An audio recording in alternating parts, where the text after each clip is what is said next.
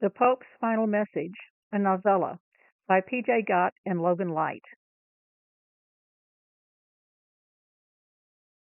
Chapter 5, The Alabarch and the Emperor.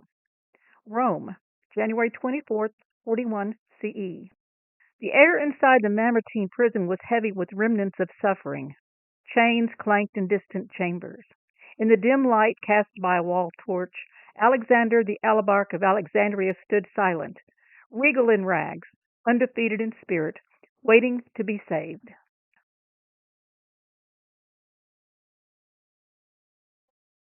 The guards called him Jew Prince, unaware of who he was. They did not know that this Alexander was royalty, Emperor Tiberius's secret son with Antonia, Marcus Antonius's daughter.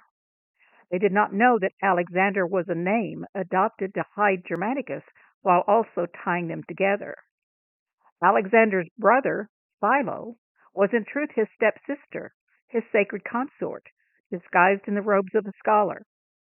Riddle upon riddle was hidden in Josephus's enigma-filled story of the Virgin Glaphyra, a widow with a son named Alexander, who married Cleopatra's son-in-law, Juba II, who shared a mysterious unnamed daughter with Cleopatra Selene.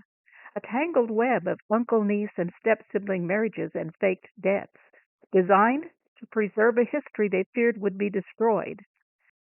The plan was so successful, the history remained lost for 2 millennia.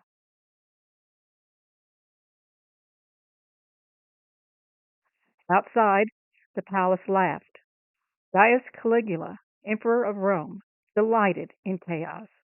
But his mocking laughter now carried a blade. He had recently learned that Germanicus was plotting to elevate his half-brother Claudius to the throne, and he burned with betrayal.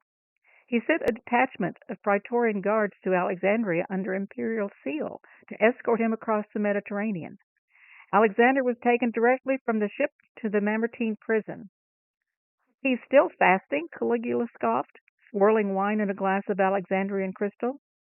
5 days, Caesar, replied Macro, head of the Praetorian Guard. No meat, only water. He recites Nazarene communions at dusk and dawn. Let him chant to the dust, he said with disdain. I am born of gods. Julius and Cleopatra did not breed men. They birthed an empire, and I am its king. Macro reminded him. His wife is waiting to see him. Shall I bring her in?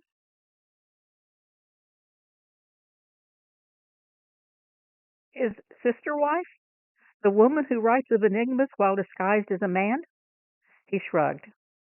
I suppose the least I can do is give her a chance to beg for his life. In vain, of course. Thinking of inciting the Jews to stone him.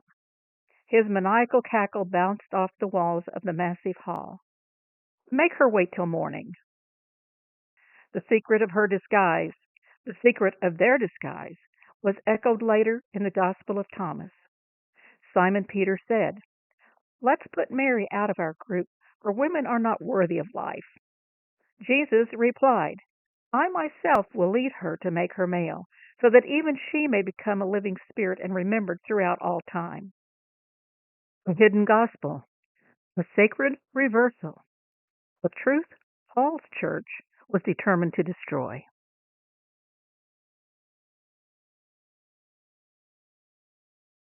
Chapter 6, Caligula's Demise.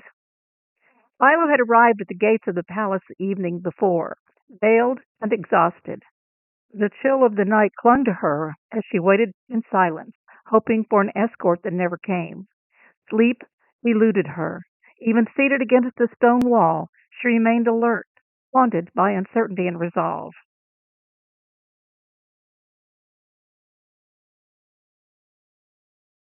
Inside the marble hall, Caligula waited. Draped in layers of gold-threaded silk and jewels, he perched on a throne of polished marble, striving, but failing, to appear divine. The illusion wavered in the candlelight, more theater than theology.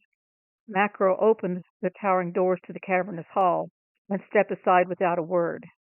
Philo lifted her veil and entered, her footsteps firm like measured authority against the marble floor. Auntie, he said mockingly, arms wide. Come to reason with your wayward child? I come, Philo said, voice firm, as your mother and your teacher. You were placed in my arms when your father was banished for treason and your mother exiled for shame. Augustus entrusted you to me. We raised you as our own, and the world believes you are our son. Caligula's face hardened.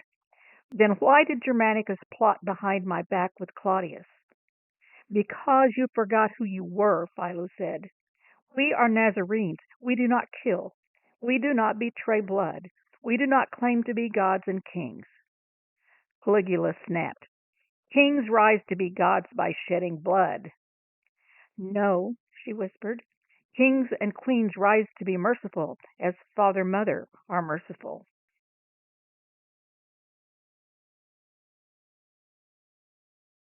He laughed and waved to Macro. Escort her out. But Philo raised her hand. Praetorians, she said calmly, turning to the guards. By my authority and the will of Tiberius, arrest this man. Do not harm him. Let the world believe what it must, but this bloodline does not kill its own.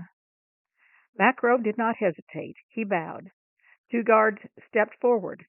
Caligula shouted, but no one answered. His screams were swallowed by marble walls. He was taken away, not to death, but to obscurity. But only for a time.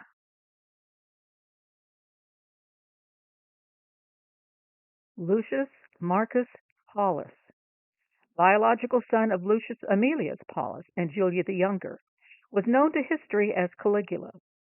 The legacy of Caligula and his lineage continued, not through military triumph, but through veiled gospel and encoded opposition in Christian texts. The author of Acts reveals father and son through enigmatic modes of expression.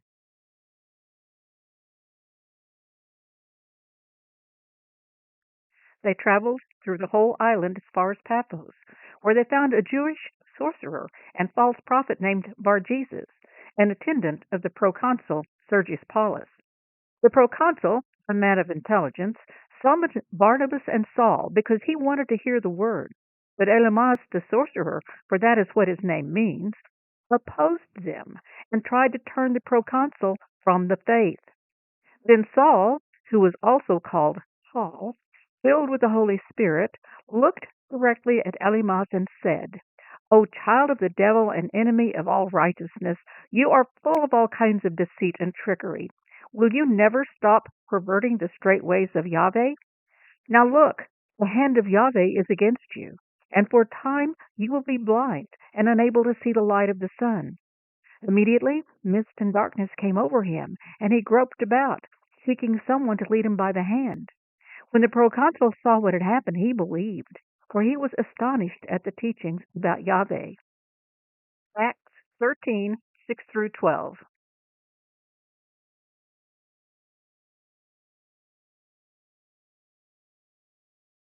The author of Acts reveals secrets of Jesus the Nazarene in his story of Stephen. Crown in Greek, Nazar in Hebrew. Sergius meant protector to the Romans. However, among the Nazarenes it came to signify one exiled for treason. Sergius Paulus was Lucius Aemilius Paulus, Caligula's biological father, exiled for conspiring to assassinate his father-in-law Augustus. His son was Lucius Marcus Paulus, raised in the home of his aunt Agrippina and uncle Germanicus, known in Jerusalem as Nasi Gamaliel.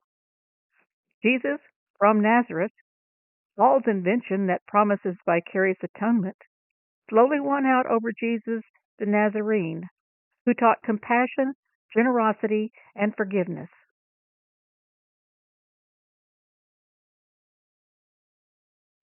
Paul's Christians, the early church fathers, followed his lead as their power and influence grew. They permitted Hillel's descendants to continue teaching the Nazarene way, but only in private homes or hidden grottos, safely out of sight.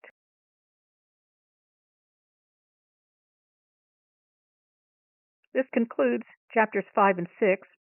Join us next week for chapter 7, The Message in Stone.